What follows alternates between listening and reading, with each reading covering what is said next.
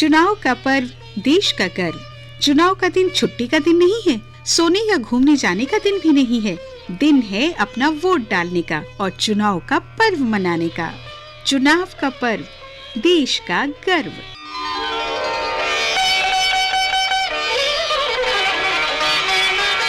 श्रोताओ नमस्कार। भारत दुनिया का सबसे बड़ा लोकतंत्र और सबसे बड़ी आबादी वाला मुल्क भी। जी हाँ, इस मुल्क की खास बात यह है कि ये एक लोकतांत्रिक व्यवस्था है, यानी यहाँ पर निजाम और सरकार लोगों की होती है, लोगों द्वारा होती है और लोगों के लिए होती है।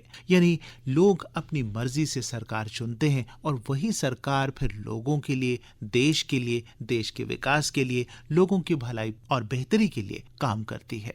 और इस सारी प्रक्रिया में योगदान होता है जन जन का निर्वाचन आयोग के माध्यम से। जी हाँ, निर्वाचन आयोग ही व्यवस्था करता है पूरे चुनाव करवाने की। चुनावों की घोषणा से लेकर वोटों की गिनती तक ऐसी व्यवस्था बनाई जाती है ताकि ये प्रक्रिया सुचारू ढंग से चल सके और अंजाम तक पहुंचे। भारत का निर्वाचन आयोग इसकी पूरी जिम्मेदारी लेता है और इस जिम्मेदारी को बाखूबी निभाते हुए, हर पहलू का ध्यान रखते हुए इस प्रक्रिया को आगे ले जाता है। चाहे वो सुरक्षा के बंदोबस्त हो, वोट डालने की व्यवस्था हो, लोगों के लिए सुविधाएं हो, पॉलिटिकल पार्टीज जो लीडर चुनाव मैदान में हैं उनकी सुरक्षा हो, उनके लिए रैलीज या रोड शो करने की परमिशन हो और उसके लिए व्यवस्था करनी हो। ये सारा काम और ये जिम्मेदारियां उन्हीं की होती हैं और जम्मू कश्मीर में ये जिम्मा है चुनाव विभाग का। और इस सारी प्रक्रिया के बारे में जानने के लिए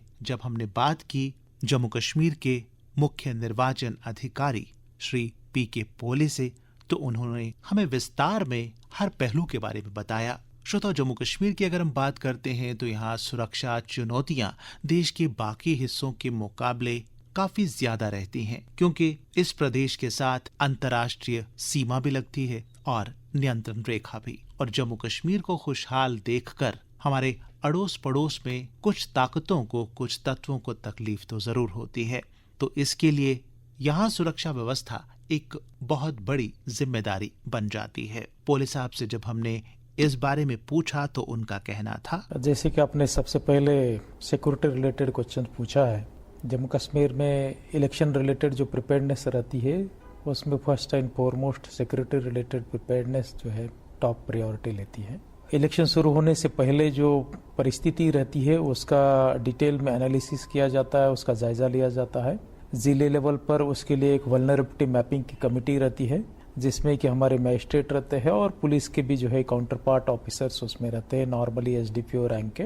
और वो हर एक सेक्टर में, हर एक पोलिंग स्टेशन, विलेजेस का जायजा लेकर के उस पर क्रिटिकलिटी एनालिसिस करते हैं, जिसको हम दूसरे लैंग्वेज में वल्नरेबिलिटी मैपिंग भी बोलते हैं। वल्नरेबिलिटी मैपिंग के हिसाब से रिक्विजन की जाती है फोर्स जो बाहर से आनी है, इंटरनल फोर्स कैसे मूव करनी है, कौन से जिले से कौन से फेज में मूव करनी है, उसका प्लान एक बनाया रहता है जी। जब एक्चुअल शेड्यूल अनाउंस होता है उसके बाद और उस प्लान में जो है फाइन ट्यूनिंग की जाती है। और अभी जो है क्योंकि शेड्यूल नोटिफाई हो चुके हैं, ऑलमोस्ट मोर देन 20 दिन से ज्यादा टाइम हो गया है और अभी जो है फर्स्ट फेज के पोल जो है हमें हार्डली 10 दिन पर आ गए। पांचों फेजेस में जो हमारी फोर्स की जो रिक्वायरमेंट है वो वर्कड आउट है। उसमें से कितने लोकल अवेलेबल होंगे और कितना बाहर से अवेलेबल होगा वो भी हमने तैयार करके रखा हुआ है। इवन फोर्स के अलावा बहुत सारे नॉन फोर्स मेजर्स भी रहते हैं, हम इलेक्शंस के दरमियान करते हैं। जैसे मान लीजिए आपका हर एक पोलिंग स्टेशंस में खास करके जो वल्नरेबल या क्रिटिकल पोलिंग स्टेशंस कहा जाता है उनमें हम अंदर जो भी पोलिंग पार्टी बैठी हुई है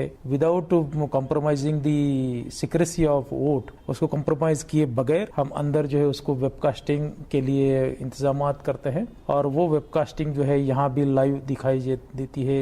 जिले के लेवल पर भी जो है कंसर्न डिप्टी कमिश्नर्स उसको देख सकते हैं कि हर एक पोलिंग स्टेशन के अंदर में क्या चल रहा है। वैसे ही एक कैमरा जो है उन पोलिंग स्टेशन पर जहां हमें लगता है कि कहीं कुछ अंदेशा होने की जरूरत है, पॉसिबिलिटीज लग सकती है, वहां बाहर भी रहते हैं। इवन कॉर्नर में भी हम दे देते ताकि कहीं सराउंडिंग एरियाज को भी हम उसको सर्विलेंस में रख सके और मिसचीफ करने वाले जो एलिमेंट है वो अंडर चेक रहे। इन नॉन फोर्स मेजर के साथ साथ बहुत सारे हम प्रिवेंटिव मेजर्स भी लेते हैं। इलेक्शन शुरू होने से पहले भी और इलेक्शन के दरमियान भी जो है ढेर सारे प्रिवेंटिव मेजर्स हम लेते हैं। उसमें जो सीआरपीसी के जो प्रोविजंस है 107, 109, जिसके तहत कोई अगर मैजिस्ट्रेट को लगता है कि उसके एरिया में कोई शख्स रहता है और उसका बिहेवियर जो है वो अच्छा रहना चाहिए, कहीं अगर उसको शंका है तो उसको जो है नोटिस इशू करता है और उसको कहता है कि आपको जो है बॉन्ड देना पड़ेगा कि आप अच्छा बिहेव करेंगे, जो भी 2 महीना 6 महीने का जो जिसके लिए वो पीरियड वो कहेगा। तो उस हिसाब से हम बहुत सारे प्रिवेंटिव मेजर्स भी उसमें ले लेते हैं। इवन कहीं कहीं जरूरी लगता है तो हम जो पीएसए के तहत डोजियर्स तैयार करना है और कहीं किसी को जो है अंदर रखने की जरूरत लगती है तो वो भी हम इकदाम लेते हैं। ओवरऑल मैं ब्रीफ में समअप करना चाहूँ तो सिर्फ इसमें फोर्स ही नहीं आता है, इवन नॉन फोर्स भी मेजर्स हम लेते हैं और बहुत सारे प्रिवेंटिव मेजर्स भी हम लेते हैं, ताकि prevention is better than cure जो इसे कहते हैं उस पर हम काफी स्ट्रेस देते हैं। श्रोताओ, भारत दुनिया का सबसे बड़ा लोकतंत्र तो है ही, और हाल ही में ये दुनिया का सबसे बड़ी आबादी वाला मुल्क भी बन चुका है। और इतनी बड़ी तादाद में लोगों का वोट डालना, या फिर यूं कहें कि वोट डलवाने की व्यवस्था करना, कोई मामूली काम नहीं है।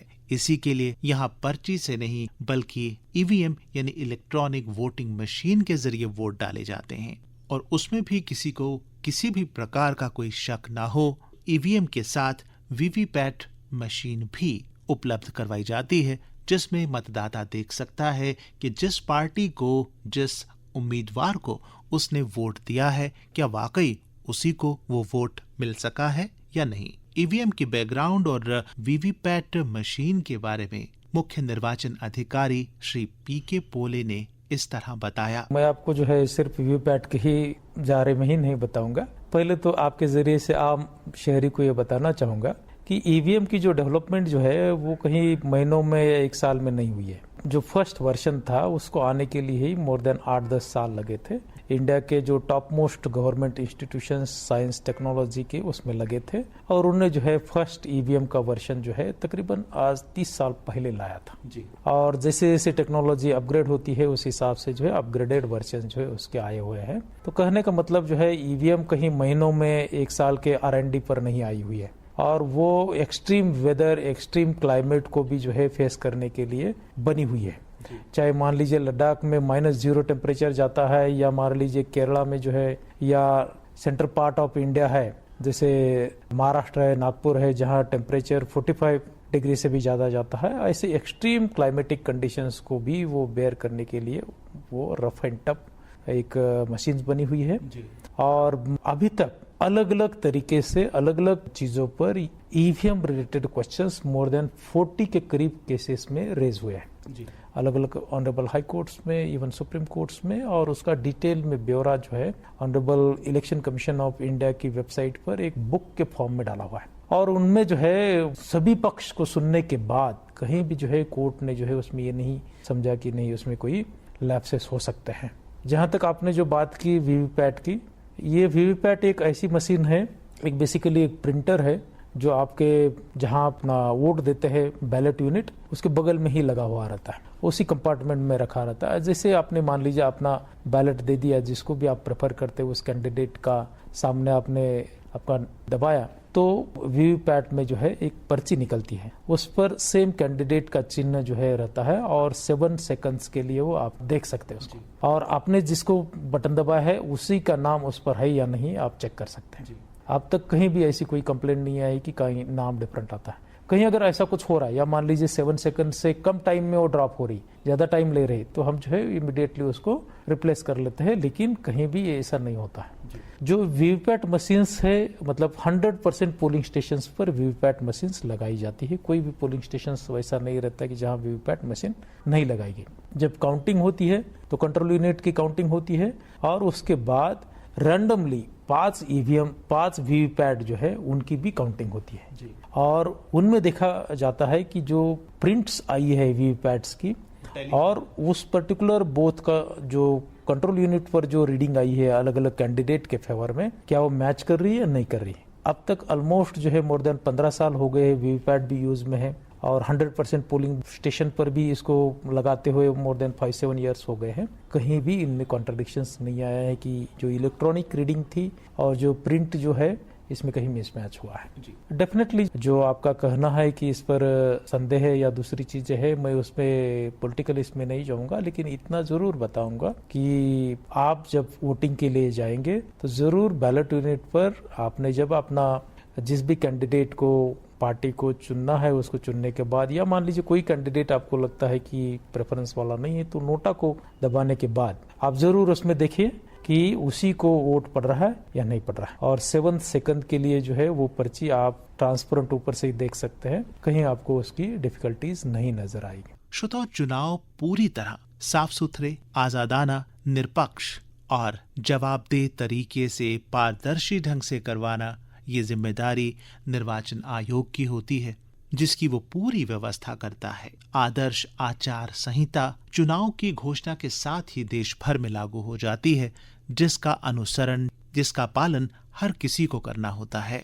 देश के किस शहर, किस मोहल्ले, किस गांव, किस कोने में कहाँ इसकी उल्लंघना होती है, इस पर नजर रखना मुमकिन तो नहीं है। इसी बात को ध्यान में रखते हुए निर्वाचन आयोग ने एक सी विजिल नाम से ऐप तैयार की है, जिसका कोई भी नागरिक इस्तेमाल कर सकता है। आप, हम और आप जैसे आम लोग भी, और अगर कहीं हमें कोई भी व्यक्ति इस प्रक्रिया के दौरान मॉडल कोड ऑफ कंडक्ट यानी आदर्श आचार संहिता का उल्लंघन करता दिखता है, तो उसके बारे में हम सी विजिल ऐप की मदद से रिपोर्ट कर सकते हैं, और हमारी उस रिपोर्ट का कुछ मिनटों में ही निदान भी होता है, उस पर कार्रवाई भी होती है। इस बारे में बात करते हुए श्री पोले ने बताया, पहले तो basically model code of conduct है क्या? मॉडल कोड ऑफ कंडक्ट का अल्टीमेट ऑब्जेक्टिव ये है कि चाहे गवर्नमेंट है, गवर्नमेंट एम्प्लॉइज है, प्राइवेट पॉलिटिकल पार्टीज है, कैंडिडेट्स है या आम शहरी है, वो एक अपना एक इलेक्शन के दिनों में एक पर्टिकुलर SOP फॉलो करे, उसके बियॉन्ड कोई न जाए। तो ब्रीफ में जो है स्टैंडर्ड ऑपरेटिंग प्रोसीजर्स अलग अलग स्टेक होल्डर्स से related means model code of conduct. तो इसमें जो भी स्टेक होल्डर्स है उन्होंने अपना अपना रिलेटेड जो चीजें है उसको कंप्लाई करना होता है, और कहीं अगर किसी का उल्लंघन किसी साइड से होता है तो उसको फिर जो है कानूनन प्रोसेस किया जाता है, इंक्लूडिंग FIR भी हम दर्ज करते हैं और कुछ किए भी है। आम शहरी को अगर कहीं उसको नोटिस में आ जाता है कि कोई मॉडल कोड ऑफ कंडक्ट का वायलेशन हो रहा है, तो वो अपने मोबाइल पर सी विजिल ऐप डाउनलोड कर सकता है, और सी विजिल ऐप में जो है वहाँ का फोटो खींच करके अगर कोई चीज वो एक्सप्लेन नहीं कर पाता है या कम्युनिकेशन गैप रहने के चांसेस है, तो उस हालात में वो वहाँ का फोटो या वीडियो खींच करके ऑटोमेटिकली अपलोड कर सकता है सी विजिल ऐप पर। सी विजिल ऐप जो है हमारे ऑफिस में उस पर मिनट टू मिनट देखते हैं, और हमारा प्रयास रहता है कि within 100 minutes of lodging grievance हम उसको एड्रेस करें। तो जैसे ही ग्रीवेंस लॉज हो जाती है, कंट्रोल रूम आती है, चाहे यूनियन टेरिटरी लेवल पर कंट्रोल रूम या डिस्ट्रिक्ट लेवल पर कंट्रोल रूम में, और डिस्ट्रिक्ट लेवल पर की कंट्रोल रूम जो है फिर उसके नजदीक, क्योंकि जो फोटोग्राफ है जो टैग्ड रहता है, उसके नियरेस्ट जो भी हमारी फ्लाइंग स्क्वाड है या कहीं SST है या कोई थोड़ा दूर लग रहा है तो कोई रेगुलर गवर्नमेंट का कोई अगर दफ्तर है, पुलिस स्टेशन है, उनको इतला देते हैं कि ऐसा ऐसा इस जगह पर मॉडल कोड ऑफ कंडक्ट का वायलेशन सामने आया है। वो फिर वहाँ साइट पर जाते हैं और देखते हैं कि नहीं सच में जो फोटो या वीडियोज में आया है क्या वो सच है या फेक वीडियो है। अगर उनको लगता है कि नहीं सही है तो फिर इमीडिएटली जो है उस पर प्रोसेस कर लेते हैं, जो भी मॉडल कोड ऑफ कंडक्ट के जो प्रोविजंस है उस हिसाब से। और अब तक जितनी भी ग्रीवेंसेस इस पर आई है उन सब में जो है हमने more than 80% grievances with in time हम डिस्पोज ऑफ करते हैं। तो श्रोताओ, आज के कार्यक्रम में ये महत्वपूर्ण जानकारी हमने आप तक पहुंचाई। उम्मीद करते हैं कि आप इससे जरूर संतुष्ट होंगे और लाभान्वित भी। आपको बता दें, कार्यक्रम को तैयार करने में तकनीकी सहयोग दिया गोकुल वर्मा ने, वाचन स्वर एवं स्थल रिकॉर्डिंग्स जगमोहन शर्मा, समन्वय एवं सह संपादन गुलशन रैना का, संपादक RK रैना और प्रस्तुति आकाशवाणी के क्षेत्रीय समाचार एकांश जम्मू की।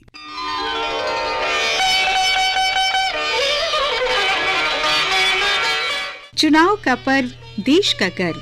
चुनाव का दिन छुट्टी का दिन नहीं है, सोने या घूमने जाने का दिन भी नहीं है। दिन है अपना वोट डालने का और चुनाव का पर्व मनाने का। चुनाव का पर्व, देश का गर्व।